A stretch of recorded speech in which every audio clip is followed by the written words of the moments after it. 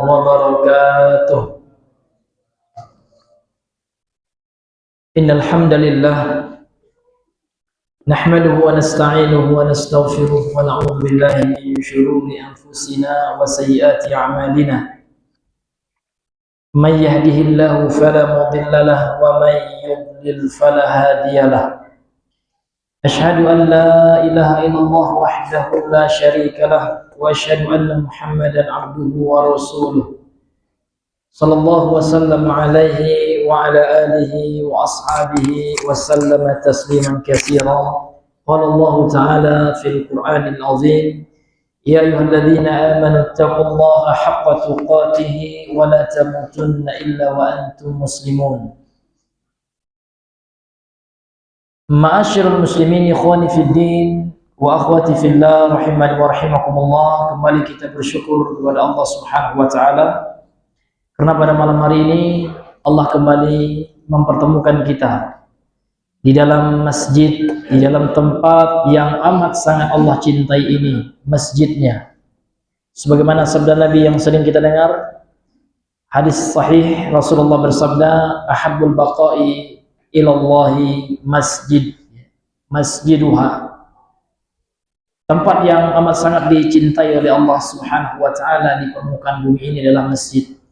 Jadi Allah Subhanahu wa taala mengumpulkan kita fi ahabbil baqa'i ilallah, di tempat yang amat sangat dicintai oleh Allah. Mudah-mudahan kita Allah kumpulkan juga kelak nanti di tempat yang terindah di akhirat, yakni surganya Allah. Amin ya rabbal alamin. Kemudian marilah kita saling mengingat, saling mengikat janji di hati.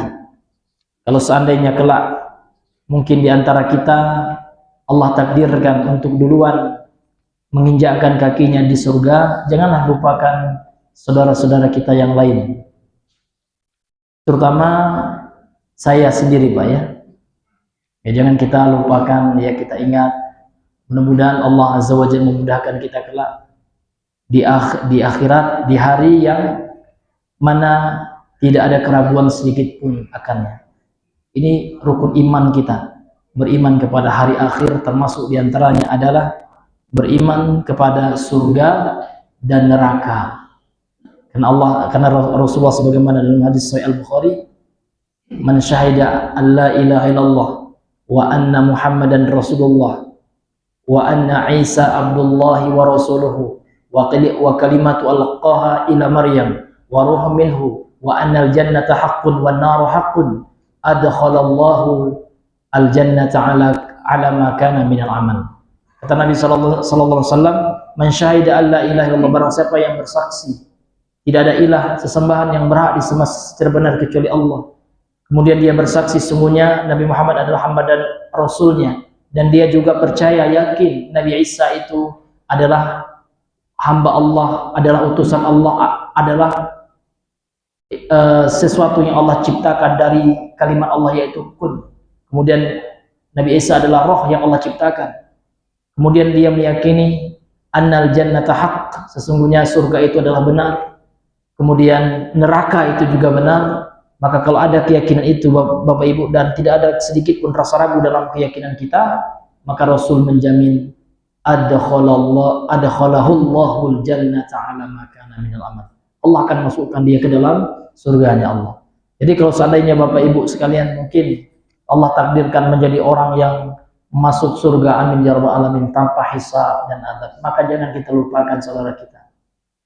Ya, mudah-mudahan Allah mudahkan kita di hari yang mana Allah mengatakan yauma la yanfa'u malun wala banun, di hari yang tidak ada lagi manfaatnya harta yang kita kumpulkan sekarang, tidak ada yang kecuali yang kita infakkan, tidak ada manfaatnya, Pak. Motor yang bagus, mobil yang bagus, pakaian yang bagus, semua akan kita tinggalkan. Kemudian anak-anak kita yang berpangkat, ada anak-anak kita lulus kedokteran, misalkan anak kita yang S1, S2, S3 ternama, punya pangkat, itu enggak ada manfaatnya. Ya, yang bermanfaat di hari itu hanyalah orang yang datang kepada Allah dengan amal saleh, dengan hati yang selamat dari kesyirikan, kebid'ahan, dan dari kemaksiatan. Mudah-mudahan Allah selamatkan kita dari fitnah, kesyirikan, kebid'ahan, dan kemaksiatan. Amin ya rabbal alamin. Kemudian marilah kita berselawat dan berkirim salam kepada baginda yang mulia Nabi Muhammad sallallahu alaihi wasallam. Allahumma salli ala Muhammad wa ala ali Muhammad. Ma'asyiral muslimin, ikhwani fid din wa akhwati fillah, rahimani wa rahimakumullah. Pada kesempatan ini kita masih melanjutkan pembahasan kita pada bab dalil-dalil yang keras, dalil-dalil yang datang dari Nabi, yang mana dalil itu menunjukkan tegasnya, kerasnya Nabi terhadap orang-orang yang menyembah Allah di sisi kuburan orang saleh. Dan bagaimana kalau seandainya orang tersebut menyembah, beribadah kepada orang saleh tersebut. Jadi ini pembahasan kita, bab tentang dalil ya, yang datang dari Nabi, menunjukkan tegasnya Nabi terhadap orang-orang yang menyembah kepada selain Allah, atau orang yang menyembah Allah namun dia menyembah salah tempat, salah kamar. Seharusnya dia menyembah Allah di tempat yang disyariatkan, di masjid, di tempat-tempat yang ada syariatnya menunjukkan akan hal itu, namun rupanya dia salah kamar, di kuburan pula dia fokus ya beribadah, menyembah Allah. Dan bagaimana kalau seandainya dia menyembah kuburan itu gitu? Ini tentu lebih besar lagi dosanya. Ma'asyiral muslimin, dalil yang sebelumnya telah kita sebutkan, Pak. Dalil tentang apa, Pak? Ada yang masih ingat? Dalil menceritakan tentang istri Nabi Ummu Salamah. Siapa nama asli Ummu Salamah kemarin, Pak? Hindun. Hindun itu nama istri Nabi, Pak ya. Jadi kalau ada anak-anak kita namanya Hindun, bagus. Ya kan? Ya, itu nama perempuan. Hindun itu bahasa Arab, nama Arab perempuan, bukan laki-laki. Jadi ketika hijrah ke Habasyah atau ke Afrika, atau tepatnya Habasyah itu di Ethiopia ya. Jadi Hindun pernah masuk ke gereja karena memang mayoritas agama orang Habasyah ketika itu Nasrani. Kemudian di gereja itu ya, beliau Hindun istri Rasulullah melihat banyak patung-patung. Kemudian banyak lukisan-lukisan ya, ornamen-ornamen yang dibentuk, yang dilukis dengan wajah orang saleh ya kan, yang meninggal di karangan orang Nasrani itu. Jadi ketika Nabi mendengarkan cerita dari istrinya ini, maka Nabi mengatakan ulaika, faqala ulaika, mereka adalah orang-orang yang idza mata fihim ar-rajulu salih, apabila di antara mereka ada seorang yang saleh meninggal, atau abdus salih, atau hamba saleh, banau ala qabrihi masjidan, mereka membangun di atas kubur orang saleh itu masjid. Jadi masjid di sini ini kan gereja, dan masjid maknanya adalah tempat ibadah, tempat sujud. Wasawwaru fi tilka suwar, kemudian mereka gambar, mereka lukis ya, bentuk patung, bentuk lukisan orang soleh yang telah meninggal itu. Kemudian di akhir hadis inilah bentuk taghlil. Taghlil itu, Pak, teguran keras dari Nabi. Apa kata Nabi? Nah, ini akhirnya yang keras ini. Sebenarnya bukan keras, Pak, ini tegas. Memang kalau untuk hal syirik memang harus keras, kita harus tegas gitu. Karena nggak boleh kita toleransi dalam perkara syirik. Kalau dalam perkara khilafiyah kita harus ada, kalau bahasa Minangnya, tolak ansur, toleransi dalam masalah khilafiyah. Namun kalau masalah syiriknya ada. Makanya Nabi mengatakan ulaika syarrul khalqi, mereka adalah seburuk-buruk makhluk. Jadi pelaku kemusyrikan itu syirarul khalqi. Syirar maknanya syar ya. Seburuk-buruk makhluk indallah, di sisi Allah. Yang ngomong bukan kita, Pak ya. Kita hanya menyampaikan sabdana, hadisnya sahih riwayat Imam Al-Bukhari dan Muslim. Ini bukan radikal. Ini adalah keyakinan tauhid ya. Ma'asyiral muslimin yang Allah muliakan. Itu hadis yang sebelumnya. Sekarang kita masuk kepada korelasi hadis ini dengan bab. Karena yang terakhir kalau kami tidak salah pembahasannya adalah tentang apa, Pak? Tentang makna secara global daripada hadis yang mulia ini. Sekarang korelasinya apa? Apa kaitannya antara hadis ini dengan bab, yakni bab maja'a minat taghlidz, apa saja yang datang, maksudnya dalil-dalil yang datang minat taghlidz ya, dari sikap tegas Nabi terhadap orang-orang yang menyembah Allah di sisi kuburan orang saleh, dan bagaimana kalau dia menyembah orang soleh tersebut. Qala Asy-Syarih hafizahullah, berkata pensyarah kitab yang semoga beliau dijaga oleh Allah, ya, ulama kita Syekh Shalih Al Fauzan hafizahullah. Beliau sekarang Pak sudah mau 100 tahun usianya, namun Masya Allah, Allah masih berikan kesehatan, ya. Melihat akhir zaman ini Pak, luar biasa. Semua negeri tidak terkecuali Jazirah Arab terkena fitnah. Fitnah wanita, fitnah dunia, ya kan? Makanya Nabi mengatakan, ma akhsha alaikumul faqr, tidaklah kefakiran yang aku khawatirkan menimpa kalian, namun yang dikhawatirkan Nabi adalah walakin akhsha alaikumud dunya, namun yang aku khawatirkan adalah dunia. Kalau seandainya dunia telah memabukkan seseorang, naudzubillah, H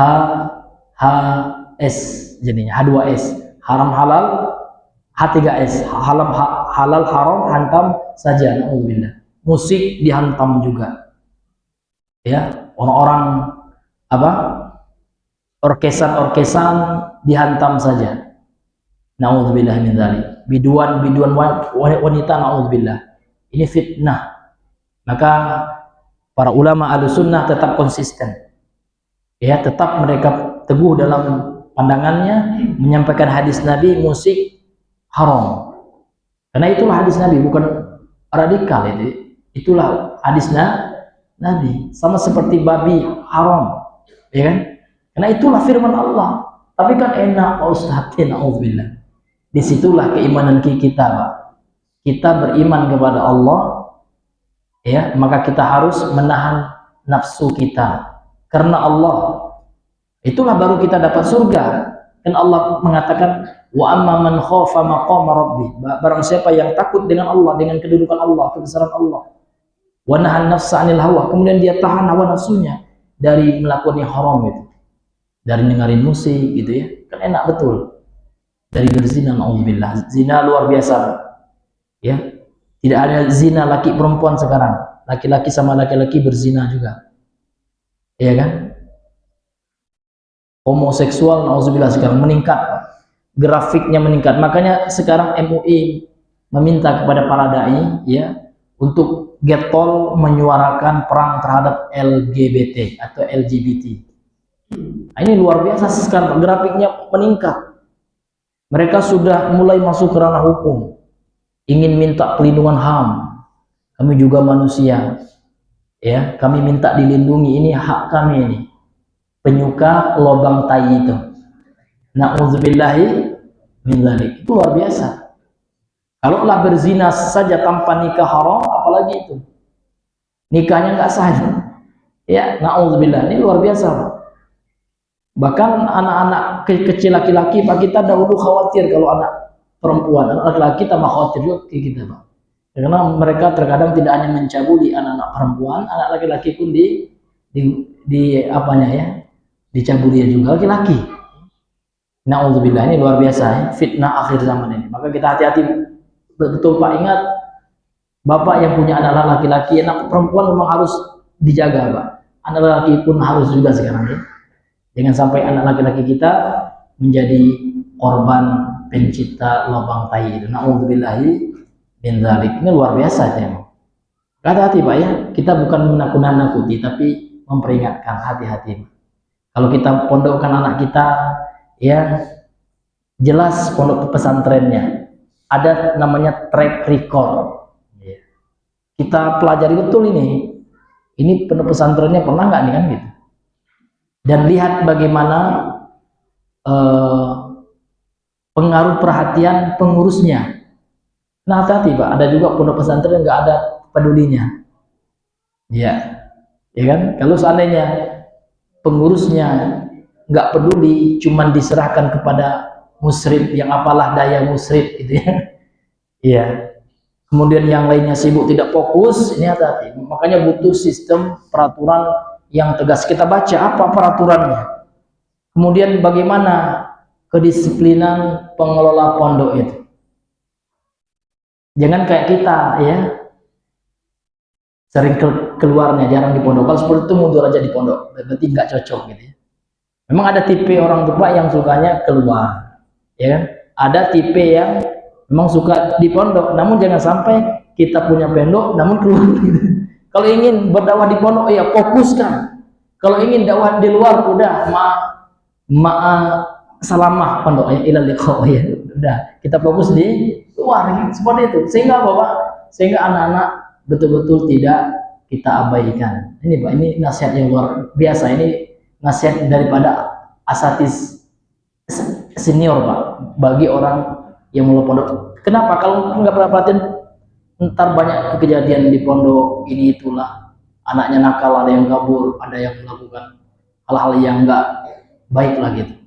Maka Bapak Ibu yang dimuliakan oleh Allah, maka kita mesti perhatian Pak, kita yang punya anak nih Pak ya, kita mesti hati-hati karena luar biasa memang fitnah di zaman sekarang ini. Ma'asyiral muslimin yang dimuliakan oleh Allah Subhanahu wa taala. Munasabatul hadis lil bab, apa korelasi hadis ini? Apa kesesuaian hadis ini terhadap bab yang kita bahas ini? Kata beliau, anna fihi, sesungguhnya di dalam hadis ini ad-dilalata al-wadhihata, terdapat dalil-dalil yang jelas. Dalil tentang apa ini? Tentang, kata beliau, alal man'i, tentang larangan min ibadatillah, dari beribadah kepada Allah, inda kuburis salihin, di sisi kuburan-kuburan orang-orang saleh. Wattikhadhiha, kemudian larangan menjadikan kuburan-kuburan tersebut sebagai masjid. Sampai-sampai Pak, ini akan dibahas ntar ya, doa Nabi. Doa Nabi ini dikeluarkan oleh Imam Malik dalam Al-Muwatta'nya, hadisnya sahih. Apa doa Nabi Pak? Nabi berdoa kepada Allah, Allahumma la taj'al qabri wathanan yu'badu. Ya Allah, janganlah engkau jadikan kuburanku ini bagaikan berhala yang disembah. Bagaimana berhala itu? Berhala itu diagungkan betul gitu Pak ya. Orang yang menyembah berhala itu meyakini, Masya Allah, berhala itu berkah katanya. Berhala itu keramat ya. Bahkan kain-kain penutup berhala itu Pak dipotong dijadikan simak. Ada nggak kira-kira Pak orang sekarang ngambil kiswahnya Nabi? Nah itu yang dikatakan oleh Nabi, mengkeramatkan kuburan Nabi. Padahal Nabi marah betul ya. Jangan agungkan kuburnya. Yang diagungkan itu ajaran Nabi, sunnahnya Nabi, bukan kuburan. Nah, kuburan Nabi itu untuk ziarah saja, untuk mengingat kita bahwasanya Rasulullah pernah dikuburkan di situ. Untuk mengingatkan kita, kita juga akan meninggal. Nabi saja, Rasul yang tercinta, mati juga, meninggal juga. Apalagi kita yang nggak ada apa-apanya, tentu kita juga akan merasakan apa yang dirasakan oleh beliau. Beliau juga merasakan yang namanya bahwa kematian. Kullu nafsin dha'iqatul maut. Setiap yang berjiwa, termasuk Nabi loh, akan merasakan kematian. Nabi Muhammad SAW itu akan meninggal. Apalagi kita, dan kita nggak tahu apakah besok. Makanya kata Imam Hasan Al-Basri, sebagaimana yang disebutkan oleh, yang dinukilkan dari kitab Hilyatul Auliya oleh Abu Nuaim, kata beliau, akbaru fitnati akhir zaman, fitnah akhir zaman yang terbesar itu adalah hubbud dunya wa tulul amal. Fitnah dunia yang terbesar itu adalah cinta dunia. Jadi cinta dunia ini Pak tidak hanya harta. Harta memang betul. Orang cinta harta ya, suka menumpuk-numpuk harta. Betul, itu juga bagian dari hubbud dunia. Namun cinta kepada dunia itu juga termasuk hubbul madahi wasana, suka dipuji. Ya. Kalau dipuji orang, Masya Allah, sehingga dia akan menampilkan sesuatu yang hebat-hebat Pak. Mohon maaf ya, ini bukan menjudge ya, menguji. Nah ini menjadi pelajaran untuk kita. Dia akan tampil beda untuk mendapatkan pujian riyah. Itu juga fitnah dunia, suka dipuji, maka dia akan menampilkan sesuatu untuk mengharapkan pujian dari manusia. Nauzubillah. Kalau ada itu Pak, nauzubillah, kita berlindung kepada Allah Subhanahu wa taala. Memang itu muncul juga kadang-kadang, Pak. Kadang-kadang datang dia.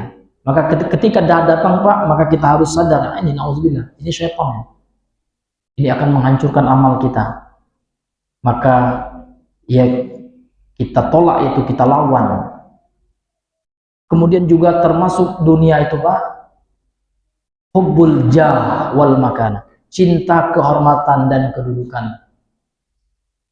Kalau di perkumpulan itu nak jadi ketuanya, dia sangat apa namanya Pak, sangat terhina rasanya kalau jadi anggota. Dia harus bos, dia levelnya harus diataskan, ya kan? Kalau salam orang lain yang harus nyelam dia dulu. Siapa dia kok nyelam? Saya kan ustadz katanya. Dia yang na'udzubillah, nggak ada itu dalam Islam. Nabi itu beliau yang duluan menyelam orangnya. Bahkan Umar bin Khattab saja ketika menjadi Amirul Mukminin Pak, maka utusan Persia mencari mana presiden kali ini, mana itu tuh yang lagi bawa tali onta itu. Subhanallah katanya, nggak nyangka kami gitu, seperti orang biasa saja gitu. Nah, itu Pak, itulah bagaimana ya para salafus saleh dahulu, luar biasa. Bahkan Nabi itu Pak, diceritakan beliau ketika menjadi pemimpin kaum muslimin, ketika penaklukan kota Makkah kan sudah kuat Nabi. Nabi tidak hanya sebagai Nabi, Nabi juga sebagai ya Rais, sebagai Amir beliau, pemimpin. Namun ya beliau tidur di pelepah kurma berbekas di punggung beliau, sampai menangis Umar. Apa kata Umar? Ya Rasulullah, sesungguhnya aku telah melihat Raja Kaisar, Raja Romawi gitu ya, kemudian Kisra, Raja Persia, sesungguhnya mereka tidur di kasur-kasur yang tebal, yang empuk. Engkau Rasulullah gitu. Maka Nabi mengatakan, ya Umar ya, lanal akhirah walahumud dunia. Wahai Umar, yang kita cari itu akhirat. Ini nggak ada apa-apanya, ya kan? Sehebat-hebat kesenangan dunia itu dibandingkan secuil dari kesenangan surga, nggak ada apa-apanya. Kita pinginnya surga. Maka kenapa dalam Islam itu Pak, kita diharamkan makan minum dengan sesuatu bejana yang terbuat dari emas. Kalau kita baca hadisnya itu apa? Karena itu adalah tempat makan minumnya penduduk surga, dan diharamkan bagi kita di dunia ini. Karena memang di dunia ini bukan tempat kita untuk berpoya-poya, ya. Karena ada sebagian orang itu bangga, kalau saya, oh maaf ya, punya jam 15 juta katanya. Ya, temannya ini untuk makan aja, ya kan, payah gitu Pak. Dia bangganya 15 juta loh harganya. Sedih lah di temannya. Subhanallah, daripada 15 juta kan sama dengan nengok jam juga, beli aja yang agak 500. Nah, yang lebihnya kasih, akan lebih bermanfaat, ya kan? Ini hadirin, itu namanya at-takatsur. Alhaakumut takatsur, kata Allah. Kalian itu telah dilalaikan oleh bermegah-megah itu. Berbanyak-banyak. Takatsur itu kan asal kata kasuro. Kasur itu kan banyak. Jadi takatsur saling berbanyak-banyak, saling bermegah-megah, Pak. Iya. Kalau sahabat punya uang, Masya Allah, digunakan untuk ibadah. Kalau kita punya uang, digunakan untuk beli branded yang memang itu bukan kebutuhan lagi Pak. Namun tujuannya apa Pak? At-tafakhur, berbangga-bangga.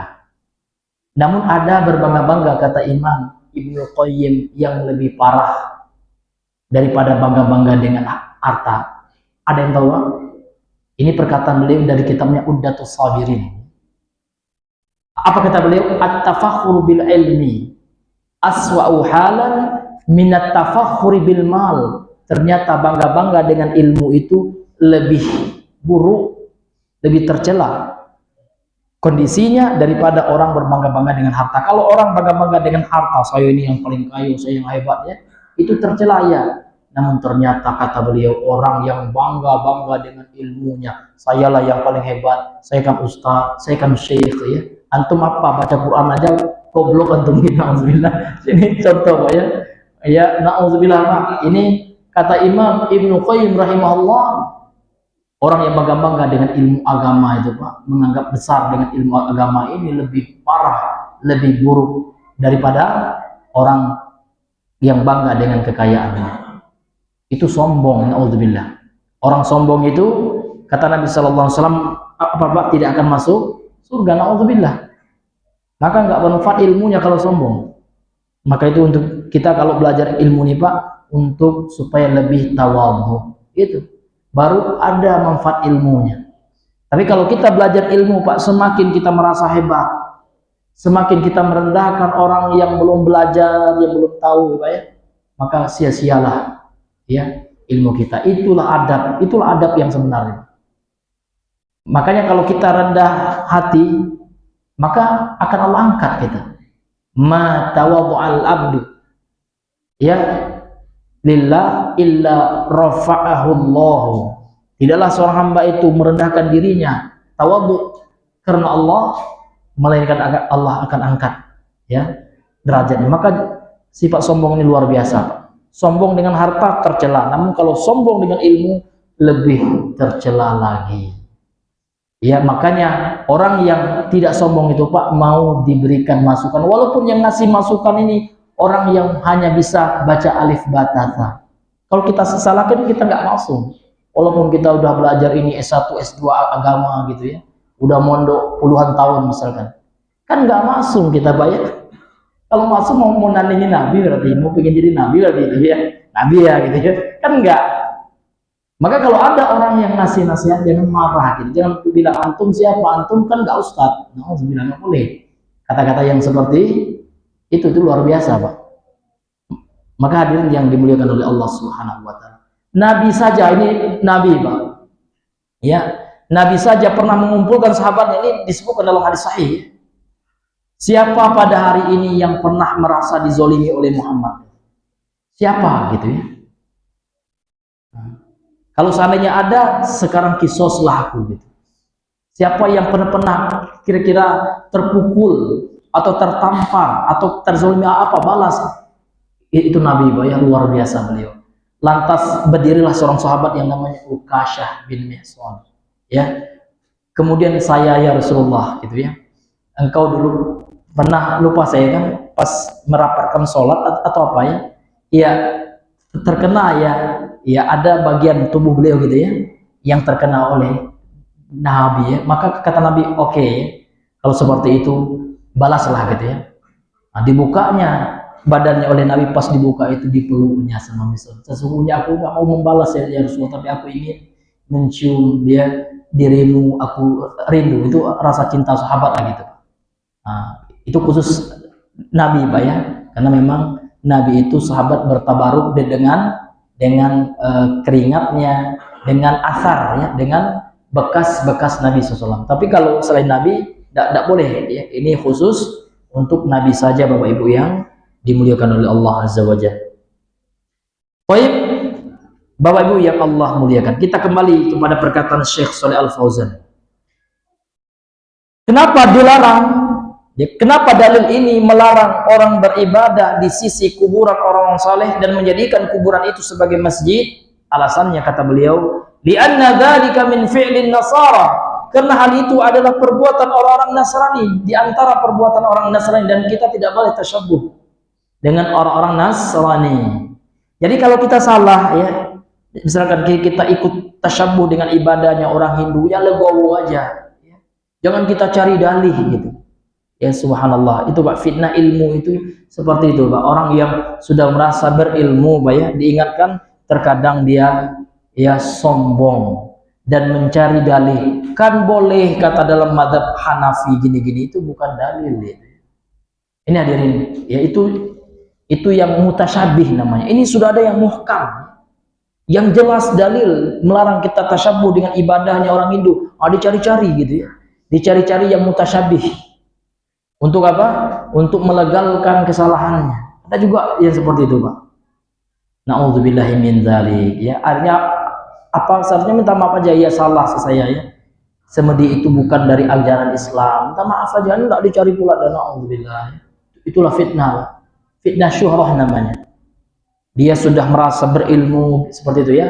Seolah apapun yang lakukannya betul, setelah ada semua dalilnya gitu. Kalau nak dicarikan dalilnya ada gitu kan.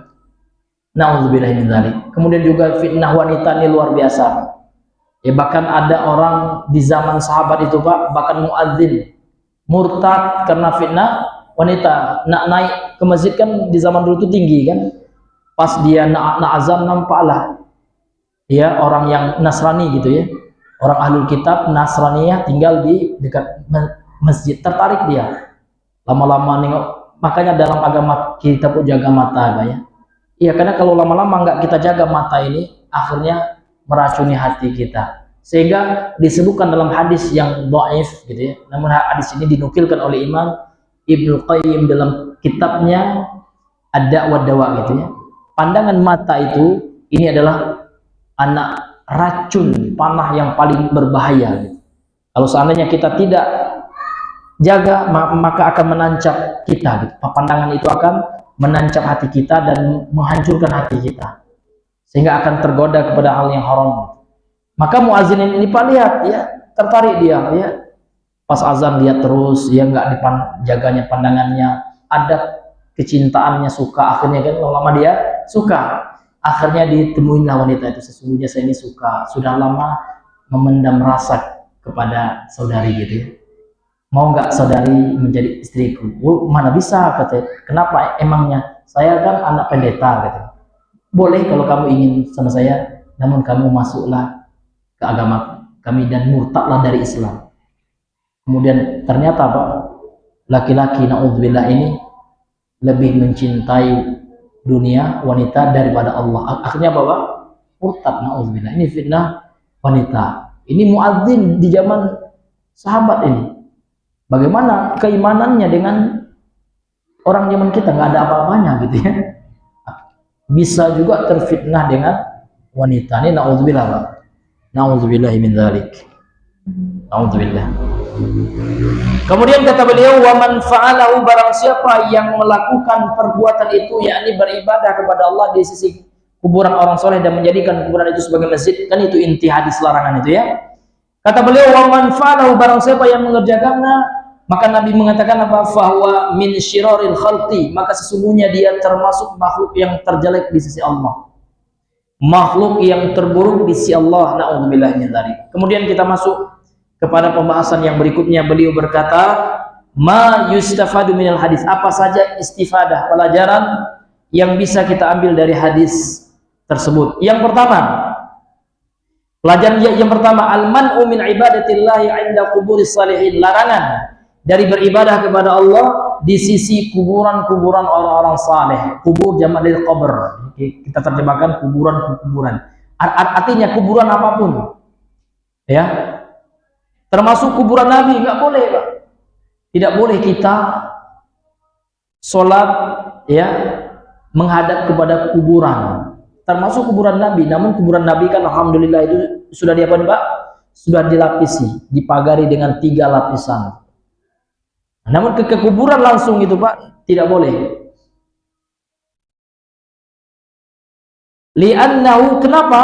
Karena disebabkan hal itu wasilatun, sebagai perantara, ila syirki, kepada perbuatan syirik. Karena orang yang mengagungkan kuburan ini adalah wasilah, perantara yang mengantarkannya kepada perbuatan syirik. Wa huwa min fi'lin nasara, dan dia juga termasuk perbuatan orang-orang Nasrani. Kemudian yang kedua, pelajaran yang bisa kita ambil dari hadis ini, at-tahaddutsu amma yaf'aluhu al-kuffar, ya, membicarakan apa yang dilakukan oleh orang-orang kafir. Boleh misalkan membicarakan orang kafir ini melakukan ini itu, orang musyrik menyembah ini itu gitu ya. Jadi boleh kita membicarakan tentang perbuatan-perbuatan orang kafir. Tujuannya kata beliau, liyahdharahul muslimun, supaya orang-orang muslim berhati-hati ya, sebagai peringatan terhadap orang-orang muslim gitu. supaya orang muslim tidak melakukan perbuatan-perbuatan yang dilakukan orang-orang kafir itu, orang-orang non muslim itu, orang musyrik alul kitab itu, ya. Jadi boleh Pak kita membicarakan tentang ini kesyirikan orang Hindu seperti ini, orang Buddha dalam keyakinan Islam, dalam konteks keyakinan Islam gitu, boleh. Untuk apa? Supaya kita tidak melakukannya. Untuk memberikan contoh syirik. Contoh syirik menyembah misalkan patung gitu ya. Nah, itu dilakukan oleh orang Hindu, Buddha, atau diantara mereka menyembah sapi, sehingga mereka mengharamkan sapi. Dalam Islam itu tidak boleh, boleh gitu. Ini ma'asyiral muslimin yang Allah muliakan. Kemudian yang ketiga, at-tahdhiru minat taswiri wa nasbis suwari. Hadis ini juga merupakan peringatan dari taswir, dari lukisan makhluk bernyawa, patung apalagi. Jadi dalam Islam itu nggak boleh kita melukis makhluk bernyawa, wajah kita atau wajah hewan. Yang boleh itu selain wajah atau ya tumbuh-tumbuhan, itu boleh Pak. Ini hadirin yang dimuliakan oleh Allah. Dan larangan yang membuat patung itu dalam Islam tidak boleh. Dan Imam An-Nawawi menukilkan ijma' ulama. Larangan Islam melarang orang membuat patung. Kenapa Pak? Karena patung ini akan menjadi perantara menuju syirik. Dan itulah yang terjadi di kaum Nabi Nuh Pak. Jadi kaum Nabi Nuh itu awalnya mereka buatlah patung-patung gitu. Ketika orang soleh mereka meninggal, mereka buat patung. Awal-awalnya nggak disembah Pak. Patung itu hanya dijadikan untuk mengenang jasa pahlawan kita gitu. Orang soleh kita. Awalnya nggak disembah betul. Namun setelah meninggal generasi itu, muncul generasi berikutnya meninggal lagi, mungkin ratusan tahun setelahnya, dan orang tidak lagi mengetahui, mempelajari ilmu tauhid, tentang syirik, tentang tauhid, nggak paham orang, akhirnya membuat patung-patung itu disembah. Maka supaya nggak disembah itu, datanglah Islam mengharamkan membuat patung. Dan ini membantah pendapat sebagian ijtihad yang salah. Kalau ijtihad itu Pak, ini ada kaidah ya. Kalau ada nasnya ini sudah jelas ini. Sudah ada nas ya. Maka kata ulama kita, idza ja'al athar batalan nazar gitu ya. Kalau seandainya sudah ada nas ya. Nas itu artinya kalau dalam ilmu usul fiqh ya, la yahtamil illa ma'nan wahidan. Dia tidak mengandung kemungkinan makna yang lain, enggak. Maknanya sudah jelas nasnya gitu ya. Maka ijtihad itu batal. Enggak butuh kita kepada ijtihad karena sudah ada dalil tegas, sharih, sahih, nas gitu yang melarang membuat patung makhluk bernyawa. Karena ada juga ijtihad seperti ini, kalau seandainya kita buat untuk hiasan enggak apa-apa, asalkan tidak untuk disembah. Ini ijtihad yang keliru, yang salah. Kenapa Pak? Karena sudah dibantah oleh Imam Al-Bukhari sendiri gitu. Patung dilarang itu karena alasannya sebagai bentuk sadduz zari'ah, menutup jalan, menutup sebab yang bisa mengantarkan ke dalam perbuatan syirik, itu dilarang. Ini hadirin yang diberikan oleh Allah Subhanahu wa taala. Ma'asyiral muslimin, ikhwani fid din, rahimani rahimakumullah. Kemudian yang keempat, ana man bana masjidan, sesungguhnya siapa saja yang membangun masjid inda qabri rajulun salihin, di sisi kuburan orang saleh, inda qabri rajulin salihin fahuwa min syarril khalqi, maka dia termasuk orang-orang makhluk yang jelek, dia bagian daripada syiraril khalq, makhluk yang jelek. Wa in hasunat niyatuhu, meskipun niatnya baik. Jadi kalau orang yang membangun masjid di sisi kuburan, ini hati-hati Pak, walaupun niatnya bagus supaya mengenang jasa pewakaf, tidak boleh ya. Maka dibangunlah kuburan orang yang berjasa itu masuk ke areal masjid. Ini tidak boleh ya, karena Nabi yang melarang, bukan kita Pak. Nabi yang melarang, dan ini termasuk perbuatan orang-orang Nasrani. Makanya Nabi mengatakan la tusalli ilal kubur, kata Nabi. Jangan kalian sholat itu menghadap ke kuburan. Harus ada pembatas, betul. wala tajlisu 'alaiha, dan jangan pula kalian duduk di atas kuburan itu, haram juga. Kenapa? Ya itu larangan dari Nabi dalam rangka untuk menghormati orang-orang yang di kuburan itu. Makanya kuburan itu Pak mesti ada space-nya, ada tempat orang lewat, jangan sampai diinjak. Kalaulah duduk saja dilarang, begitu juga melewati, melangkahi kuburan itu juga terlarang dalam agama kita. Maka kalau kita pengelola kuburan punya tanah wakaf, mungkin diwakafkan oleh orang gitu ya, tanah wakaf untuk kuburan, harus kita tata gitu ya, dikasih space jalan, kemudian space antara kuburan A dengan B. Kenapa Pak? Karena supaya kita tidak menduduki kuburan orang. Banyak yang terjadi itu di perkuburan umum itu Pak, karena nggak ada space-nya lagi gitu ya, tempat duduk udah kecil lagi, nah terpaksa lah duduk di kuburan gitu ya. Dan karena banyak kali bangunannya, sebenarnya kalau kuburan yang itu aja ya, iya, yang ini itu bangunannya. Makanya kenapa nggak boleh bangunan itu, alasan itu juga buat sempit ya, pemakaman itu sempit jadinya Pak. Udah nggak usah dibangun aja ya, karena memang rumah yang sebenarnya itu bukan bangunannya, itu bukan rumah yang sebenarnya itu, alam kubur itu alam gaib. Jadi alam kubur itu Pak bukan alam tanah, itu bukan ya.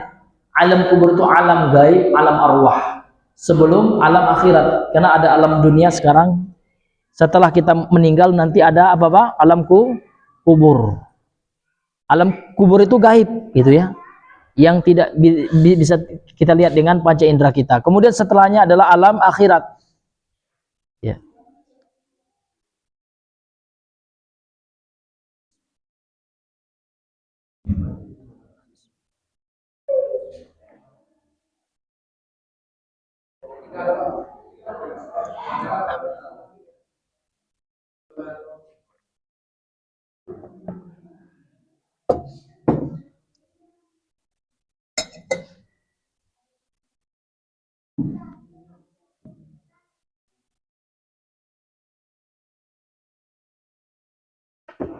Iya.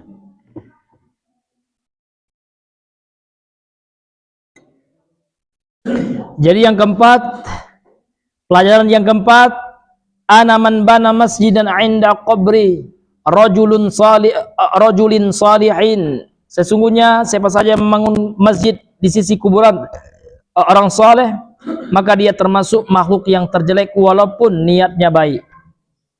Kemudian hadirin yang dimuliakan oleh Allah Subhanahu wa taala, itulah faedah dari hadis yang sebelumnya, hadis yang pertama dalil dari bab ini. Kemudian kita masuk hadis yang berikutnya. Qala al-musannifu rahimahullahu taala wa lahuma anha qalat, dan dari mereka berdua, anha darinya, yakni masih dari siapa? Dari Ummi Salamah. Lamma nuzila bi Rasulillah sallallahu alaihi wasallam, tatkala ya nuzila bi Rasulillah, diturunkan sakaratul maut. Ini ya ketika Nabi hendak wafat ini. Jadi ini termasuk ya hadis-hadis terakhir ini. Ini diantara beliau sudah sakit gitu ya, sakit yang disebabkan dengan izin Allah menjadi sebab beliau diwafatkan oleh Allah.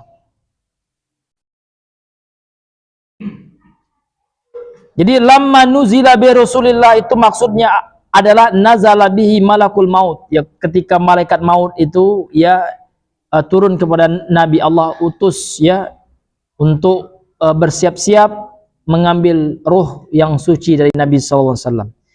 Lamma nuzila bi Rasulillah sallallahu alaihi wasallam tafiqa yatrahu khamisatan lahu ala wajhi, maka beliau meletakkan ya, tafiqa ini Pak kalau dari sisi bahasa disebutkan oleh Syekh Shalih Al-Utsaimin dalam kitabnya Al-Qaulul Mufid, dia termasuk dengan fi'il syuru' namanya. Apa yang maksud dengan fi'il syuru' ini? Adalah fi'il yang maknanya adalah memulai ya. Dia tafiqa yatrahu khamisatan lahu ala wajhi. Kemudian Nabi mulai meletakkan gitu ya, mulai meletakkan kain ya di atas wajahnya. Jadi ketika Nabi sakit itu Pak, sudah dekat ajal beliau, ketika sakit itu beliau letakkan kain gitu ya. Beliau letakkan kain di wajah beliau. Fa idza tamma biha, kemudian ketika beliau tersendat gitu ya. Kalau bahasa Minangnya tapakoknya ya. Maka kasyafaha, dibuka oleh beliau gitu ya. Nah, itu yang beliau lakukan, Pak. Ya. Maka ini juga, Pak, bisa kita amalkan kalau seandainya orang yang sakarat itu, Pak ya. Boleh kita tutup mukanya gitu ya. Dan kalau seandainya dia merasa tersesat gitu ya, kita apa, Pak? Kita buka lagi. Nah, ini. Iya, karena sudah azan, ya kita dengar azan dulu, nanti setelah azan kita lanjutkan sedikit. Ya.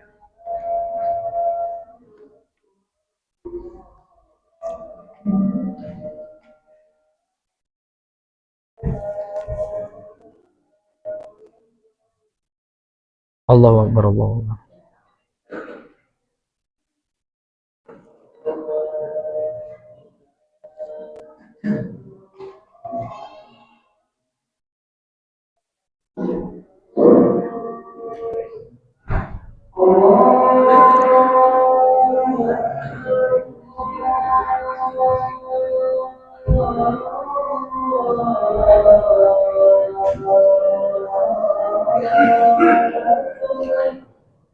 Allah.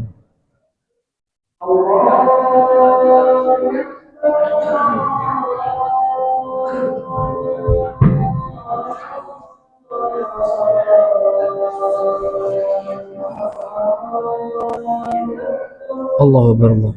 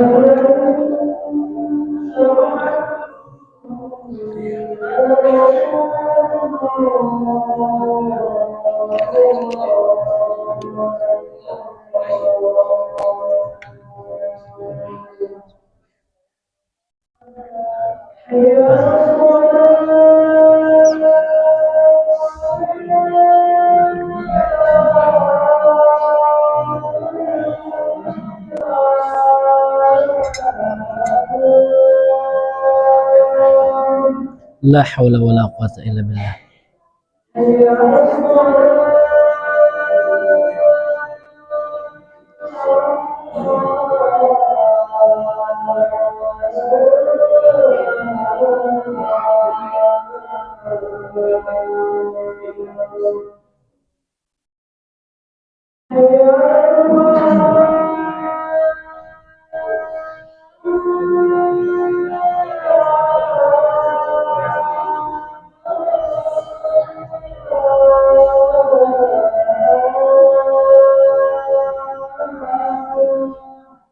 La haula wala quwata illa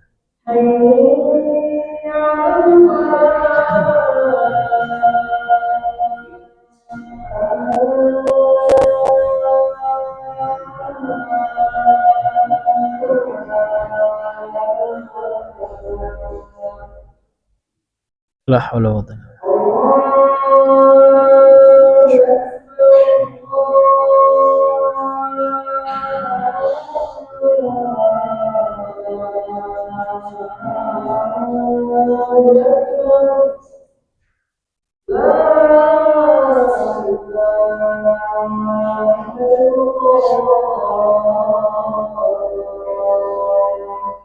La ilaha illallah Muhammadur Rasulullah qa'imah ati Muhammadin wasiyah.